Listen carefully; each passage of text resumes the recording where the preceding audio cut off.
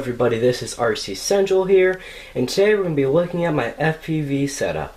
Now, I got this FPV setup quite a while ago, but I really haven't had much of a chance to use it, although I have put it on just a few times, and so far it's been working out pretty well. Just to let you guys know right off the bat, this is a Hobbyking system that I got on sale and pretty cheap as a nice little bundle. I've modified it in some ways just to make it easier to fit onto the bodies of my cars and onto my head. It runs off of a 2S LiPo for the headset and a 3S LiPo for the camera setup. And as you can see here, although this doesn't come with it, I went to the 99-cent store and got like 4 of these, which are just really cheap clip open containers. And I've mounted everything inside of there. That way it's somewhat waterproof. No, the electronics are not waterproof. More splash proof, really. And somewhat just safer in case there's ever a crash, because this is a pretty tough shell for this.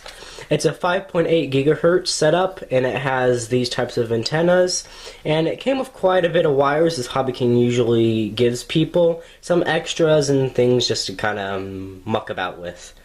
So yeah, most of this is inside of here. I've got a screw right there to stop the camera from backing out into the case. The camera does come with a little lens cover so you don't hurt it when you're storing it. And I've put some Velcro on the top, that way I can Velcro it to the roof of my car bodies with little holes for the camera, antenna, wires, and above the, there it is, above the, what is it? Transmitter, that's what it's called. Words today, come on. Above the transmitter, just a few little tiny holes to help heat because they do get pretty hot, but it's been perfectly fine for now. So, that I'm gonna put over there. Over here, we have the headset, and again 5.8 gigahertz, so it won't interfere with any setups for remotes on your car. I've kind of did whatever you want to call this, massive tape and other tape and velcroed the receiver to the side of the headset. It's a fairly light receiver, but you can still feel it on your head. I just put it on the side because that's really the only place I can make it fit. And I don't want to have it straight on top of my head because, well, it's supposed to be on the goggles. Same antenna, see? It has a little L bend in it, so it goes straight in. And as you can see here, I have it mounted onto an old hat that I had, and I've slapped some stickers on there. No, this isn't made by Traxxas. I've kind of Velcroed it onto this and screwed it in a few places, and really that keeps it nice and tough. It doesn't really want to move. And I can always make the Velcros tighter as the hat starts to bend. On top of it, it has a curved foam roof that'll help it stay onto a hat. I don't want to super glue it on in case I ever want to use the hat for anything else, because I can always clip off, ooh, wow, mess ups today. Clip off the zip ties and take out the screws. I've kind of, again, taped all the wiring everywhere. It comes with some video outputs and a wire that goes to the battery, which is going to be Velcroed right here and plug in right here. There's a screen in there. It isn't dual screen like Fat Shark goggles. It's just a screen. And that runs off of the battery, and so does the receiver, so everything's with one battery. And whoop, flipping it around, it has a little head strap on it that is adjustable, and this is a DIY goggle, so you do have to build it yourself. It's foam, so you can cut it and shape it like I did for the nose up here, and it has some faux paddings that you can stick on to make it a bit more comfortable. Inside there you can see a Fresnel lens that is kind of taped to a frame, which is taped to some tabs on the sides that come out. That way you can move them around. And behind that Fresnel lens is a pretty darn nice screen. It's not going to give you the highest quality, like the best goggles out there, but it's definitely not super duper cheap trash. It's actually a really good screen. I would just use this normally. I don't need high-res video. So yeah, it works pretty well, and these goggles have been working really nice for me. I mostly don't just drive around with FPV, but if there ever is something like a car crashes, or a friend of mine crashes his car way far out and it flips over and we don't want to have to walk the walk of shame all the way across the field to go flip it back, I can just take my car, plug in the FPV so I can see where I'm going, and just kind of hit his car to tip it over, which I've done before. Back to the camera setup. It runs off of, if you can see, runs off of a 3S LiPo battery. You cannot use 2S on this, it won't run. I have a 3S in my car, so that's why I got this one, because, well, it works well. So this just plugs onto the balance port, which does mean that you're going to be sacrificing any voltage alarms that you have on there. So I would just time your runs. This little camera isn't going to use much power at all. It uses just a tiny bit. It might knock off maybe a minute at most of your run time. Really power efficient. This did not come with the set from Hobbyking. I had to purchase it on the website again, but it's just a little soft case 2S LiPo that just runs the headset. It doesn't need much power, and I put some Velcro so I can just stick onto the side. This is the mass of wires that they give you. They give you some, like these, if I can get them out. They look kind of like balance port connectors or servo connectors, servo leads that you can wire up. They're clipped at the end. It gives you, I think, let's see, 2 of those? Maybe even 3. I might have lost one. Here's another one. And then it gives you power to, I think this is a JST, I've kind of forgotten the name, connector. So if you want to run it off of a different type of battery, I'm using this type of connector up here. Whoop, over there again. Again, I think this is a power for the receiver this time to another, I think, JST. And then they give you some things for, whoa, there goes another thing. Geez, this horrible management today. Bad day, huh?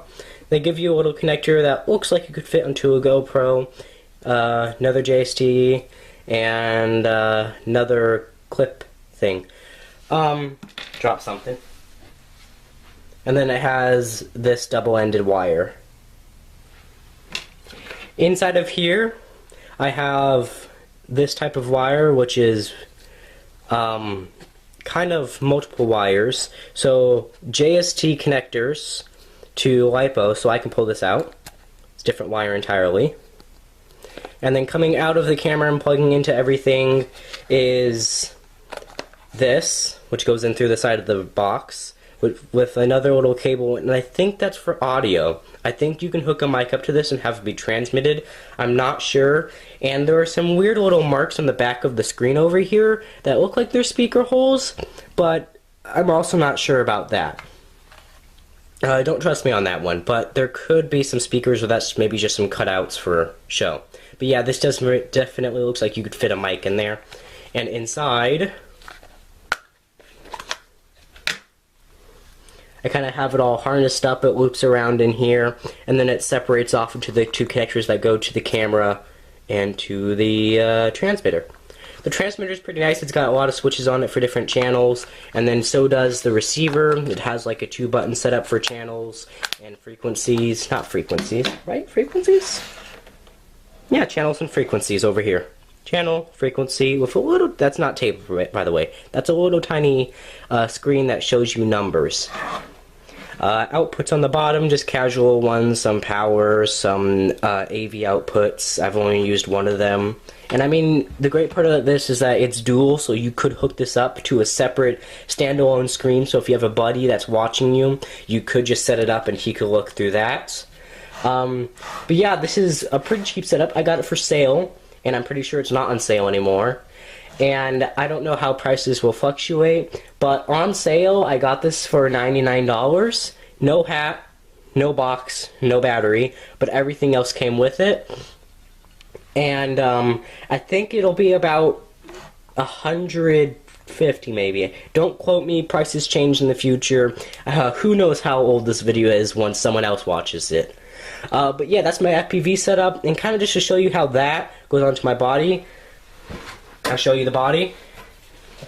This is a slash body, and I've kind of just dremeled out some holes with some reamers and dremels for the camera.